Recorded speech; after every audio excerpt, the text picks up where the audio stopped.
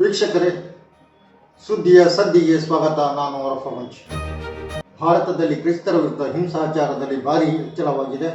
ಇವಾಂಜಲಿಕಲ್ fellowship of India's religious liberty ಆಯೋಗ ಇದರ ಅಧ್ಯಯನ ವರದಿಯಲ್ಲಿ ಕ್ರೈಸ್ತ ಅಲ್ಪಸಂಖ್ಯಾತರ ಮೇಲೆ ಹಿಂಸಾಚಾರದಲ್ಲಿ ಭಾರಿ ಹೆಚ್ಚಳವಾಗಿದೆ ಎಂದು ತಿಳಿದು ಬಂದಿದೆ.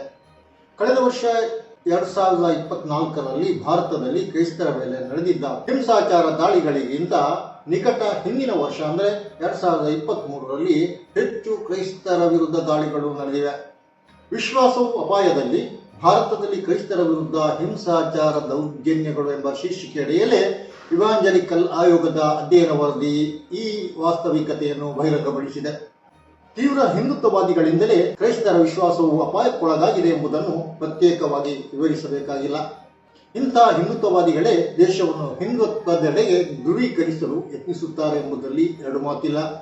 ಭಾರತದಲ್ಲಿ ಸುಮಾರು 18 ಕೋಟಿಗಿಂತ ಹೆಚ್ಚು ಮುಸ್ಲಿಮರಿದ್ದಾರೆ. ಅವರ ವಿರುದ್ಧ ದಾಳಿ ನಡೆಸುವುದಕ್ಕೆ ಧ್ರುವೀಕರಣ ಶಕ್ತಿಗಳಿಗೆ ಇಲ್ಲಿ ಸಾಕಷ್ಟು ಸ್ಮಾರಕಗಳು, ಪ್ರತೀಕಗಳು, ಚಿಹ್ನೆಗಳು ಇವೆ. ಮೊಘಲ ಚಕ್ರವರ್ತಿ ಔರಂಗಜೇಬ, ಮೈಸೂರಿನ ಹುಲಿ ಟಿಪ್ಪು ಸುಲ್ತಾನ ಮುಂತಾದವರೂ ಇದ್ದಾರೆ. ಸಾಲದಕ್ಕೆ ದಾಡಿ, ಟೋಪಿ, ಹಲಾಲ್, ಕಟ್, ಚಿರವಸ್ತ್ರದಂತಿರುವ ಬಹಳಷ್ಟು ವಿಚಾರಗಳು ಇವೆ. ಆದರೆ ಭಾರತದಲ್ಲಿ 2.3% ಕ್ರೈಸ್ತರ ವಿರುದ್ಧ ಹುಡುಕಿ ದಾಳಿ ಮಾಡಲು ಸಾಧ್ಯವಾಗಿದ್ದು ಗಂಭೀರವಾಗಿ ಪರಿಗಣಿಸಬೇಕಾದ ವಿಚಾರವಾಗಿದೆ.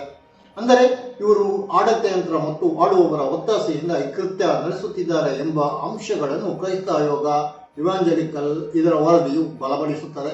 2023ಕ್ಕೆ ಹೋಲಿಸಿದರೆ 2024ರಲ್ಲಿ ಕ್ರೈಸ್ತರ ವಿರುದ್ಧ ದಾಳಿಯ ಘಟನೆಗಳು ಹೆಚ್ಚಳವಾಯಿತು. ಅಂದರೆ 2023ರಲ್ಲಿ 601 ಘಟನೆಗಳು ನಡೆದಿವೆ. ಇದು 2024ರಲ್ಲಿ ಅಂದರೆ 640 ಘಟನೆಗಳು ಈ ಅವಧಿಯಲ್ಲಿ ನಡೆಯಿತು ಎಂದು ಇವಾಂಜಲಿಕಲ್ ಪ್ರಧಾನ ಕಾರ್ಯದರ್ಶಿ ರೆವರೆಂಡ್ ವಿಜಯೇಶ್ ಲಾಲ್ ಮಾರ್ನಿಂಗ್ ಸ್ಟಾರ್ ನ್ಯೂಸ್ಗೆ ತಿಳಿಸಿದ್ದಾರೆ. ಅವರ ಪ್ರಕಾರ ಸರಾಸರಿ 4-5 ಚರ್ಚಿನ ಪಾಸ್ಟರ್ಗಳ ಮೇಲೆ ದಿನಾಲೂ ದಾಳಿ ನಡೆಯುತ್ತವೆ. ಹೀಗೆ ಹಿಂಸೆ ನಡೆಯುವ ರಾಜ್ಯಗಳಲ್ಲಿ ಪ್ರಥಮ ಸ್ಥಾನದಲ್ಲಿ ಉತ್ತರ ಪ್ರದೇಶ ಇದ್ದು, ಅಲ್ಲಿ ಕಳೆದ ವರ್ಷ ಕ್ರೈಸ್ತರ ಮೇಲೆ 188 ದಾಳಿಗಳು ನಡೆದಿದ್ದವು. ಛತ್ತೀಸ್ಗಢದಲ್ಲಿ ಕ್ರೈಸ್ತರ ವಿರುದ್ಧ 150 ದಾಳಿ ಮತ್ತು ರಾಜಸ್ಥಾನದಲ್ಲಿ 40, ಪಂಜಾಬ್ನಲ್ಲಿ 38, ಹರಿಯಾಣದಲ್ಲಿ 34 ಕ್ರೈಸ್ತ ವಿರೋಧಿ ದಾಳಿ ಘಟನೆಗಳು ನಡೆದಿವೆ ಎಂದು ವಿಜೇಶ್ ಹೇಳುತ್ತಿದ್ದಾರೆ. ಆಕ್ರಮಣಕಾರಿಯಾಗಿ ಹಿಂದುತ್ವವನ್ನು ಇತರರ ಮೇಲೆ ಹೇರಲು ಹೊರಟ ಮೆಂಟಾಲಿಟಿ ಅವರ ಹಿಂಸಾಚಾರದಿಂದ ಸಾಧಿಸುವುದು ಶೂನ್ಯ. ಒಂದಷ್ಟು ಜನರ ಸಾವು ನೋವು ಬಿಟ್ಟು ಇನ್ನೇನನ್ನು ಅವರಿಂದ ಮಾಡಲು ಸಾಧ್ಯವಿಲ್ಲ. ವೀಕ್ಷಕರೇ, ನಿಮ್ಮ ಅಭಿಪ್ರಾಯವನ್ನು ಶೇರ್ ಮಾಡಿ, ಸಬ್ಸ್ಕ್ರೈಬ್ ಆಗಿ, ಕಮೆಂಟ್ ಮಾಡಿ. ನಾನು ಅರಪಮಂಚಿ. ಸುದ್ದಿಯ ಸದ್ದಿನಲ್ಲಿ ಇವತ್ತಿನ ಚರ್ಚೆ ಇಷ್ಟೇ. ಇನ್ನೊಂದು ಕಾರ್ಯಕ್ರಮದೊಂದಿಗೆ ಇನ್ನೊಮ್ಮೆ ನಿಮ್ಮ ಮುಂದೆ. ಜೈ ಹಿಂದ್.